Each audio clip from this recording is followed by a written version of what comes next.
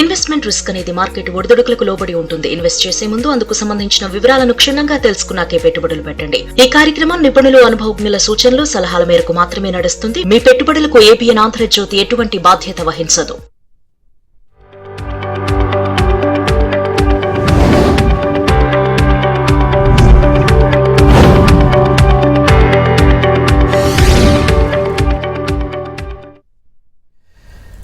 నమస్తే, welcome to ABN business news. ఇక దేశీయ స్టాక్ మార్కెట్లు నష్టాల్లో ప్రారంభమయ్యాయి, ఫ్లాట్గా అని కూడా చెప్పుకోవచ్చు. ఇక సెన్సెక్స్, నిఫ్టీ ఇటు ఫ్లాట్గా ట్రేడ్ అవుతున్నటువంటి పరిస్థితి. ఓఎన్జీసీ కావచ్చు, Coal India, NTPC, Bharat electronics, Bajaj auto షేర్లు లాభాల్లో ట్రేడ్ అవుతుండగా Kotak Mahindra, Asian paints, TCS, Grasim, Max health care షేర్లు నష్టాల్లో కొనసాగుతున్నాయి. ప్రజెంట్ మనం చూస్తే నిఫ్టీ 25,738 దగ్గర కొనసాగుతోంది. సో ఫ్లాట్గా ఉంది. సో ఇటు బీఎస్సీ సెన్సెక్స్ 83,624, దాదాపుగా 273 పాయింట్ల నష్టంతోనైతే ముందుకెళ్తా ఉంది. సో ఇటు నిఫ్టీ 523,502, బ్యాంక్ నిఫ్టీ 59,654 దగ్గర కొనసాగుతోంది. ఇటు నిఫ్టీ ఐటీ కూడా దాదాపుగా 149 పాయింట్ల నష్టంతోనైతే ముందుకెళ్తా ఉంది. ఇక మార్కెట్కి సంబంధించి మీకు ఏదైనా డౌట్ ఉంటే స్క్రీన్ పైన కనిపిస్తున్న నంబర్కి కాల్ చేయొచ్చు, లేదంటే కామెంట్ రూపంలో కూడా మీ డౌట్ని రాయొచ్చు. మనతో పాటు సీనియర్ బిజినెస్ అనలిస్ట్ సుందర్ రాజా గారు స్టూడియోలో ఉన్నారు. వారిని అడిగి మీ సందేహాలు నివృత్తి చేసే ప్రయత్నం చేస్తాను. సార్ నమస్కారం. నమస్తే అండి. ముందుగా మీకు భోగి శుభాకాంక్షలు. మీకు కూడా, అలాగే మన ఏబిఎన్ ప్రేక్షకులకు అందరికీ కూడా శుభాకాంక్షలు. ఏంటి సార్, మార్కెట్లు అంటే రికవరీ అయినట్టు అనిపిస్తోంది, కానీ మళ్ళీ ఫ్లాట్గా కంటిన్యూ అవుతుంది. ఈ రోజు కూడా మార్కెట్లు ఫ్లాట్. ఈ న్యూ ఇయర్లో మ్యాక్సిమం ఈ విధంగానే ఉంది. ఎందుకంటారు? సో మార్కెట్ మనం చూసాము లాస్ట్ వీక్ ఒక స్ట్రాంగ్ రియాక్షన్ తర్వాత మనకి యూఎస్ నుంచి వచ్చిన అప్డేట్స్కి రియాక్షన్ అయింది. కాబట్టి ఫర్దర్గా అప్డేట్స్ లేకపోవడంతో మార్కెట్ లాస్ట్ 1 వీక్గా ఇంచుమించు 500 పాయింట్ల వరకు పడింది. కాబట్టి కొంచెం ఒక చిన్న బ్రీతర్ తీస్తుంది అనుకోవచ్చు. నిఫ్టీ చూస్తే కనుక 25,500 స్థాయి దగ్గర మద్దతు ఉండడంతో మార్కెట్లో అక్కడ కొంచెం సెల్లింగ్ ప్రెషర్ అయింది అనుకోవచ్చు. కానీ నిన్న చూస్తే కనుక అమెరికా మార్కెట్స్, అక్కడ అమెరికా దగ్గర నుంచి వచ్చిన ఫ్రెష్ కామెంట్స్ తోటి, ముఖ్యంగా మనకి అక్కడ ఇరాన్ సంబంధించిన ఇష్యూ వరకు కొంచెం అప్డేట్స్ రావడంతో నిన్న అమెరికా మార్కెట్ కూడా కొంచెం బాగా తగ్గడం చూసాం. కానీ మన మార్కెట్ ఓపెనింగ్లో తగ్గినప్పటికీ కొంచెం కుదుటుగా ఈ లెవెల్లో 25,500 దగ్గర ట్రేడ్ అవుతున్నట్టు కనిపిస్తుంది. దీనికి ముఖ్యమైన ప్రధానమైన కారణం చూస్తే కనుక మనకి రిజల్ట్స్ రావడం చూసాము. రిజల్ట్స్ థర్డ్ క్వార్టర్ రిజల్ట్స్ కూడా చూస్తే కనుక అక్టోబర్ టు డిసెంబర్ రిజల్ట్స్ కూడా పర్వాలేదు, స్టడీగా ఉండడంతో మార్కెట్లో కూడా కొంచెం సెల్లింగ్ ప్రెషర్ అయితే రాలేదు. అదేవిధంగా మనకి మార్కెట్లో కూడా చూస్తే కనుక క్రూడ్ ఆయిల్ లాస్ట్ ఒక 2-3 రోజులుగా మళ్ళీ పెరగటము, అలాగే గోల్డ్ కూడా బాగా పెరగటం చూసాము. రూపీ కూడా కొంచెం వీక్గా ఉండడంతో మార్కెట్ మీద కొంచెం ఇంపాక్ట్ కూడా కనిపిస్తుంది. అదేవిధంగా ఇంకొక మేజర్ అప్డేట్ చూస్తే కనుక భారత్ యూఎస్ఏ ట్రేడ్ డీల్ సంబంధించిన వరకు నెగోషియేషన్స్ జరుగుతున్నట్టుగా మనకి వార్తలు రావటము, పాజిటివ్గా డీల్ కూడా కుదురుతుందని కొన్ని వార్తలు ఆశాభావం రావడంతో మార్కెట్లో కూడా కొంచెం సెల్లింగ్ ప్రెషర్ అనేది తగ్గిందనుకోవచ్చు. సో మార్కెట్ ఓవరాల్గా లాస్ట్ 3-4 రోజులుగా కొంచెము ఒక స్టడీ ట్రెండ్ ఉందనుకోవచ్చు. Right sir. భాస్కర్ రావు గారు ఉన్నారు. భాస్కర్ రావు గారు నమస్కారం. నమస్తే సార్. మీ డౌట్ అడగండి. సుందర్ రాజా గారు. నమస్తే. అంటే షేర్ మార్కెట్ లో నేను రిటైర్డ్ ఎంప్లాయీ సార్, 10 lakhs పెట్టుబడి పెట్టాను, దగ్గర 30% వరకు లాస్ లో ఉన్నాను సార్. ఓకే, ఒక్కసారి అర్థం అవ్వట్లేదు, ఒకసారి మళ్ళీ చెప్పండి. అయ్యా నమస్కారం, నేను వైజాగ్ నుంచి భాస్కర్ మాట్లాడుతాను సార్. నేను రిటైర్డ్ ఎంప్లాయీని, 10 lakhs దగ్గర పెట్టుబడి పెట్టుకుంటే 30,000 40,000 దాకా లాస్ లో ఉన్నానండి. అంటే దేనిపైన పెట్టారు మీరు?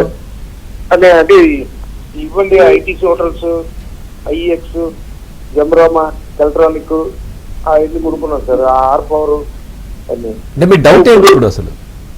సార్ ఇప్పుడు ప్రెసెంట్ నేను ఇంకో 5 lakhs పెట్టుబడి పెట్టుకుందాం అనుకుంటున్నాను సార్. దానికి ఏంటంటే ఎంసీఎక్స్, కెనరా బ్యాంక్ కొనుక్కోమంటారా, లేకపోతే ఎనీ అదర్ బ్యాంక్ ఏమైనా కొంచెం బ్యాంకింగ్ రంగ విషయం? ఒకటి, మీరు ఆల్రెడీ భారీ ఇన్వెస్ట్మెంట్స్ చేశారు, ఒక 10% ఎంత వరకు లాస్లో కూడా ఉన్నాను అంటున్నారు. పైగా మళ్ళీ మీరు కొంచెం మార్కెట్ తగ్గిన తర్వాత కూడా కొంచెం భారీగా మళ్ళీ పెట్టుబడి పెట్టాలంటున్నారు. సో కాబట్టి అమౌంట్ అనేది ఇంత ఒకసారిగా రిస్క్ చేయకూడదు. ఒకసారి మీరు అమౌంట్లో కనుక మీరు మార్కెట్లో కనుక ఇన్వెస్ట్ చేయదలుచుకుంటే కనుక డెఫినెట్గా ఒక ప్రాపర్ అడ్వైస్ తీసుకోండి. ఒకవేళ కనుక మీరు మార్కెట్ గురించి పూర్తిగా అంత ఎక్స్పీరియన్స్ లేదనుకుంటే కనుక మ్యూచువల్ ఫండ్ ద్వారా మీరు లాంగ్ టర్మ్ పాయింట్ ఆఫ్ వ్యూలో తీసుకోవచ్చు. సో కాబట్టి మీరు కూడా కొంచెం స్టడీ చేయడం అనేది ఇంపార్టెంట్. కాబట్టి మీరు కొంచెం తొందరపడి ఒకేసారి ఇంత అమౌంట్ ఇన్వెస్ట్ చేయకుండా కొంచెం ఒక స్టాగర్డ్ మేనర్గా కొంచెంగా మీరు ఒక ఎక్స్పర్ట్ అడ్వైస్ తీసుకోవడము, లేదంటే మ్యూచువల్ ఫండ్ ద్వారా వెళ్ళడం మంచిది. Right sir. కొన్ని కామెంట్స్ ఉన్నాయి. స్వర్ణలత గారు అడుగుతున్నారు, can I by Cummins India in current లెవెల్స్లో అని అడుగుతున్నారు. కమిన్స్ ఇండియా ఈ లెవెల్లో అయితే నా ఉద్దేశంతో అవాయిడ్ చేయొచ్చు. ఎందుకంటే లాస్ట్ వీక్ ఒకసారి చూస్తే కనుక 10% వరకు పడింది, ఈ వారం చూస్తే కనుక 3% వరకు పడింది. ఈ 2 రోజుల్లో చూస్తే కనుక కొంచెం బాగా కరెక్షన్ రావడం చూసాం కాబట్టి ఇప్పుడే కొంచెం ఫ్రెష్ కరెక్షన్ బిగిన్ అయినట్టు కనిపిస్తుంది. ఎందుకంటే ఒకసారి మొన్న ఫిబ్రవరి మార్చ్ 2025 ఎగ్జాక్ట్గా ఇయర్ బ్యాక్ చూస్తే కనుక 2,700 రూపాయల నుంచి 4,500 రూపాయల వరకు భారీగా కమిన్స్ ఇండియాలో ఒక ర్యాలీ రావడం చూసాము. ర్యాలీ తర్వాత ఇప్పుడే కొంచెం ఒక కరెక్షన్ కూడా బిగిన్ అయింది కాబట్టి నా ఉద్దేశం అయితే అవాయిడ్ చేయొచ్చు. రిజల్ట్స్ కూడా ఇంకా కొంచెం టైం ఉంది. ఈ మధ్య చూస్తే కనుక రిజల్ట్స్ కూడా చాలా బాగా రావడంతో లాస్ట్ ఒక 6 monthsగా కమిన్స్ ఇండియాలో ఒక భారీ ర్యాలీ రావడం. పెద్ద కంపెనీ వాల్యుయేషన్ చూస్తే కనుక ఇప్పుడు కొంచెం ఎక్స్పెన్సివ్గా ఉన్నట్టు కనిపిస్తుంది. బేసికల్గా వీళ్ళు డీజిల్ ఫ్యూయల్ ఇంజిన్స్ సంబంధించిన ప్రొడ్యూస్ చేస్తున్న కంపెనీ కమిన్స్ ఇండియా. ఈ ఏడాది చూస్తే కనుక ఆల్మోస్ట్ 2,000 కోట్ల వరకు నెట్ ప్రాఫిట్స్ ప్రకటించిన పెద్ద కంపెనీ కమిన్స్ ఇండియా కాబట్టి 1,00,000 కోట్ల వరకు వీళ్ళు టర్న్ ఓవర్ ఉన్న కంపెనీ కమిన్స్ ఇండియా. సో ఈ లెవెల్లో కాకుండా కరెక్షన్లో కన్సల్ట్ చేయొచ్చు. రైట్ సార్, కిషన్ గారు ఉన్నారు కరీంనగర్ నుంచి. కిషన్ గారు నమస్కారం, మీ డౌట్ అడగండి. నమస్కారం అండి రాజా గారు. నమస్కారం. నమస్తే. మీకు మరియు ఆంధ్రజ్యోతి వాక్యాత ఆంధ్రజ్యోతి సిబ్బందికి ఏది పోటీ సంక్రాంతి కనుమ శుభాకాంక్షలు సార్. Thank you. మీకు కూడా అండి. ఒక 2 stocks sir. Yajur fibres, Y for Yamuna, A for Andaman, J for Jammu, U for Uttar Pradesh. Yajur fibres అనేది ఐపీఓలో అలాట్ అయింది. వాళ్ళ లిస్టింగ్ ఉంది 174లో 1600 అలాట్ అయినాయి. లాంగ్ లో ఉంచుకోవాలా, ప్రాఫిట్? ఇంకొకటి లారెన్స్ ల్యాబ్స్ ఏ రేట్ లో తీసుకోవచ్చు లాంగ్ కోసం? సో ఇప్పుడే మీరు ప్రైమరీ ఇష్యూలో అలాట్ అయింది కాబట్టి లిస్ట్ అయిన తర్వాత ఈ మధ్యకాలంలో చూసాము చాలా డెబ్యూ తర్వాత ఒక స్ట్రాంగ్ పెర్ఫార్మెన్స్ అయితే చాలా తక్కువ కంపెనీలో ఉండడం చూస్తున్నాము. సో డెబ్యూ వచ్చిన తర్వాత ఒకవేళ కనుక మీరు చెప్పిన ఈ ఫైబర్ స్టాక్ కనుక ర్యాలీ వచ్చిందంటే కనుక కొంచెం ప్రాఫిట్ బుక్ చేసుకోవటం మంచిది. అలాగే లారెన్స్ ల్యాబ్స్ చూస్తే కనుక లాస్ట్ 1 yearగా బాగా పెరిగింది. లాస్ట్ ఇయర్ ఎగ్జాక్ట్గా 2025 జనవరిలో ఇంచుమించు 500-550 రూపాయలు ఉన్న లారెన్స్ ల్యాబ్స్ కరెక్ట్గా 1100 అంటే 100% రిటర్న్ అది 1 yearలో ఇవ్వడం కూడా చూస్తున్నాము. నెక్స్ట్ రిజల్ట్స్ కూడా 23rd జనవరి ఉంది.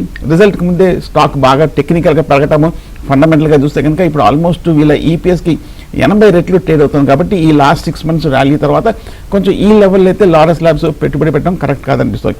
బట్ ఓవరాల్గా ఈ మధ్యకాలంలో చూస్తే కనుక పెర్ఫార్మెన్స్ కూడా చాలా స్ట్రాంగ్గా ఉన్న విషయం మనకు తెలిసింది. 360 కోట్ల వరకు ఈ 3 నెలల త్రైమాసిక ఫలితాలే లారెన్స్ ల్యాబ్స్ ప్రకటించింది. కానీ స్టాక్ ఎక్స్పెన్సివ్గా ఉన్న చేత ఈ లెవెల్లో అవాయిడ్ చేయొచ్చు. ప్రజెంట్ మార్కెట్లో అయితే నష్టాల్లో అంటే ఫ్లాట్గా కొనసాగుతున్నాయి. మనతో పాటు సుందర్ రాజా గారు ఉన్నారు. సార్ మీతో మాట్లాడడానికి రతన్ గారు ఉన్నారు భూపాలపల్లి నుంచి. రతన్ గారు నమస్కారం. నమస్కారం అండి. Good morning sir. Good morning Ratan garu. నేను ఒక 3 స్టాక్స్ గురించి తెలుసుకోవాలనుకుంటున్నానండి. అడగండి. ఒకటి సాయి సిల్క్ కళామందిర్, ఇంకొకటి SGLTL, ఇంకోటి GPT health care.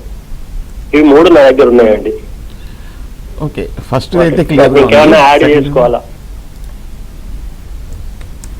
Okay, Sai silks Kalamandir ఈ స్టాక్ ఒకసారి గమనిస్తే లాస్ట్ వీక్ ఒక భారీ కరెక్షన్ చూసాము. ఇంచుమించు 20% వరకు రియాక్షన్ రావడం చూసాము. ఈ మధ్యకాలంలో 220 రూపాయల నుంచి 120 రూపాయల వరకు ఈ స్టాక్లో కరెక్షన్ రావడం చూసాం. కానీ స్టాక్ చూస్తే కనుక ఇంకా కొంచెము వీక్గా ఉంది కాబట్టి ఇంకా మనకి స్టెబిలైజ్ అయినట్టు కూడా కనిపించట్లేదు. 7 month లోకి రావటం అనేది మనం చూస్తున్నాము. సో కాబట్టి సాయి సిల్క్ మటుకు ప్రస్తుతం కొంచెం అవాయిడ్ చేయొచ్చు, వెయిట్ చేయొచ్చు. ఎందుకంటే స్టాక్ కూడా చూస్తే కనుక బాగా వెర్టికల్గా తగ్గింది కాబట్టి కొంచెం స్టెబిలైజ్ అవడం కూడా టైం ఉంటుంది. రీటైల్ సెగ్మెంట్లో ఉన్న ఒక పాపులర్ కంపెనీ సంగతి మనకు తెలిసింది.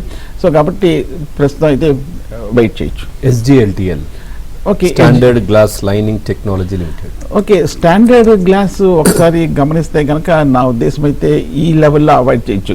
ఎందుకంటే గ్లాస్ కంపెనీస్ అన్నీ కూడా చూస్తే కనుక ఈ స్టాక్లో కొంచెం మిడ్ క్యాప్ స్మాల్ క్యాప్లో కూడా కొంచెం కరెక్షన్ రావడం కూడా మనం చూస్తున్నాం. కాబట్టి స్టాండర్డ్ గ్లాస్ అయితే నా ఉద్దేశం అయితే కొంచెం వెయిట్ చేయొచ్చు. రైట్ సార్, సుధీర్ గారు ఉన్నారు కాలర్. సుధీర్ గారు నమస్కారం.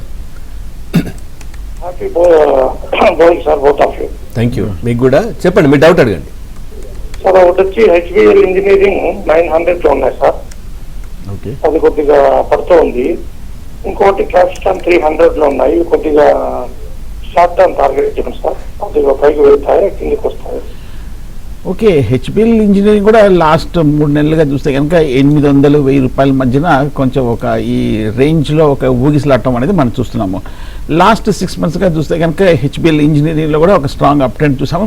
ఇప్పుడు పెరిగిన తర్వాత కూడా ఇప్పుడు స్టాక్ పర్వాలేదు, కొంచెం వాల్యుయేషన్స్ కూడా అట్రాక్టివ్గా అనేది. బ్యాటరీలు తయారు చేస్తున్న కంపెనీ అనే సంగతి మనకు తెలిసింది. ఈ క్వార్టర్ రిజల్ట్స్ కూడా చూస్తే కనుక ఇంచుమించు 380 కోట్ల వరకు మంచి లాభాలే ప్రకటించిన కంపెనీ హెచ్బిఎల్. సో కాబట్టి నా ఉద్దేశం అయితే హోల్డ్ చేయొచ్చు. షార్ట్ టర్మ్ కోసం ప్రాఫిట్స్ బుక్ చేయొచ్చు అడిగారు. జనరల్గా కొంచెం మార్కెట్ కూడా కొంచెం అన్సర్టన్గా ఉంది కాబట్టి కొంచెం షార్ట్ టర్మ్లో ఒక 10% ప్రాఫిట్ వచ్చినప్పుడు షార్ట్ టర్మ్లో ప్రాఫిట్. ఇంకా మార్కెట్లు అయితే ఫ్లాట్గా కంటిన్యూ అవుతా ఉన్నాయి. మనతో పాటు సుందర్ రాజా గారు ఉన్నారు. సార్ మీతో మాట్లాడడానికి అనిత గారు ఉన్నారు, కాలర్. అనిత గారు నమస్కారం. అందరికీ సంక్రాంతి శుభాకాంక్షలు. Thank you. నమస్తే సుందరరాజా గారు, నమస్తే. మీకు కూడా సంక్రాంతి శుభాకాంక్షలు. థ్యాంక్ యూ అండి, మీకు కూడా. థ్యాంక్ యూ అండి. నా దగ్గర టాటా స్టీల్ 173 యావరేజ్ లో 600 షేర్స్ ఉన్నాయండి. అయితే లాంగ్ టర్మ్ కి ఎంత ఎక్స్పెక్ట్ చేయొచ్చు అండి? అంటే జనరల్ గా అది 183, 186 వరకునే మాక్సిమం ఇప్పటి వరకు అప్పర్ సర్క్యూట్ వెళ్ళింది.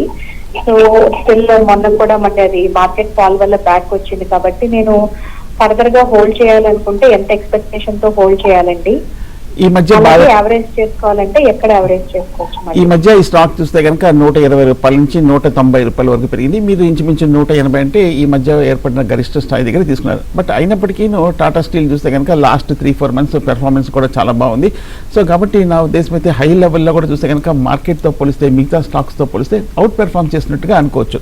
ఎక్కడ వరకు ఎక్స్పెక్ట్ చేయొచ్చు అంటే నేను అనుకుంటాము 200 రూపీస్ దగ్గర సైకలాజికల్ బ్యారియర్ ఉంది కాబట్టి మేబీ అక్కడ వచ్చాక మీరు ప్రాఫిట్ బుక్ చేసుకొని మళ్ళీ డిప్లో తీసుకోవచ్చు.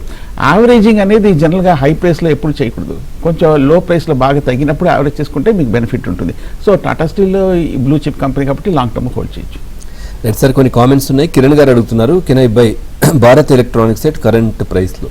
ఓకే, భారత్ ఎలక్ట్రానిక్స్ కూడా చూస్తే కనుక ఈ స్టాక్ ఈ మధ్యకాలంలో కొంచెం తగ్గడం చూసాము. BEL కూడా చూస్తే కనుక ఓవరాల్గా మనకి లాంగ్ టర్మ్ ప్రొజెక్షన్స్ కూడా చాలా పాజిటివ్గానే కనిపిస్తుంది. కాబట్టి సో ఈ సెగ్మెంట్ డిఫెన్స్ అన్ని కూడా ఇంకా ఆప్టిమిస్టిక్గా స్ట్రాంగ్గా ఉంది కాబట్టి డిప్లో తీసుకోవచ్చు. రైట్ సార్, అట్లాగే మనము ఈ మిడ్ స్మాల్ చూస్తే కనుక సార్ ఏంటి అంటే కరెక్షన్కి కారణం ఏంటి? సో మళ్ళీ పెరిగే అవకాశం ఉందా?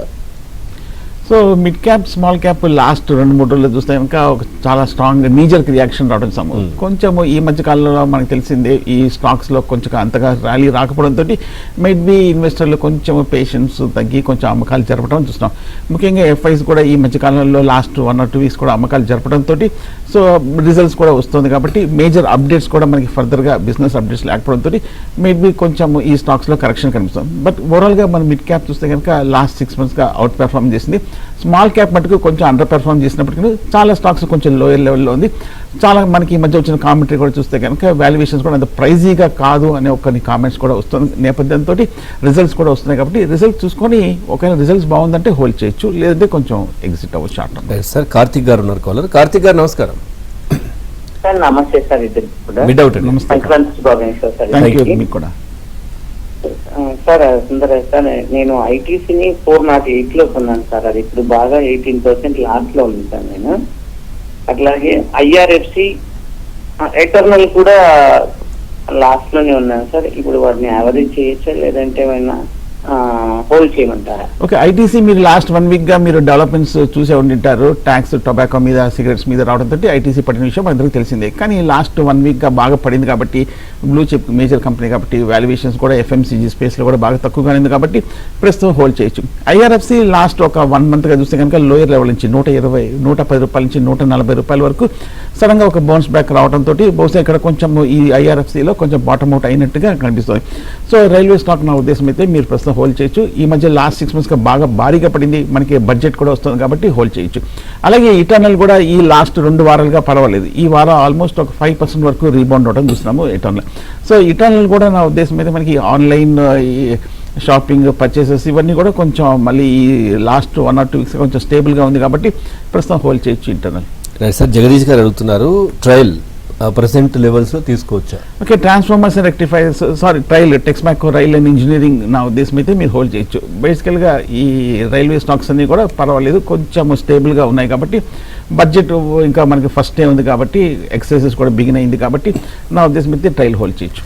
రైట్ సార్, అట్లాగే IT రిజల్ట్స్ కూడా వచ్చాయి. TCS కావచ్చు, HCL ఎట్లా ఉన్నాయి? సో ఇప్పుడు ప్రజెంట్ మనం IT ఒక్కసారి దీంట్లో చూస్తే మాత్రం 143 పాయింట్ల నష్టంతోనైతే కంటిన్యూ అవుతా ఉంది. సో ఓకే, తగ్గినప్పటికీ ఒక లాస్ట్ 1 వీక్ గా చూస్తే కనుక మార్కెట్ తగ్గినప్పుడు ఐటీ స్టాక్స్ లో రీబౌండ్ అయింది. సో రీబౌండ్ అయ్యి మళ్ళీ కొంచెం ఒక చిన్న కరెక్షన్ ఉందనుకోవచ్చు. మనం చూస్తే కనుక రిజల్ట్స్ టీసీఎస్ దగ్గర నుంచి అలాగే ఎల్టీటీఎస్ దగ్గర నుంచి బాగానే పాజిటివ్ గా రావడం చూసాము. ఇవాళ కూడా మనం చూస్తే కనుక ఇన్ఫోసిస్ దగ్గర నుంచి కూడా రిజల్ట్స్ ఉన్నాయి. సో కాబట్టి నా ఉద్దేశం అయితే హోల్డ్ చేసుకోవచ్చు ప్రస్తుతం అన్ని, ఎందుకంటే స్టాక్స్ అన్ని కూడా బాగా ఐటీ స్టాక్స్ బాగా తగ్గిన తర్వాత స్టేబుల్ గా ఉంది కాబట్టి ఐటీని కూడా హోల్డ్ చేసుకోవచ్చు. రైట్, థ్యాంక్ యూ సుందరరాజు గారు. Yeah. మార్కెట్ సంబంధించి చాలా చక్కటి విశ్లేషణ Thank you. అందించారు. Thank thank you very much. ఇది వాళ్ళ ఏబిఎన్ బిజినెస్ న్యూస్. తాజా సమాచారం కోసం చూస్తూనే ఉండండి ఏబిఎన్.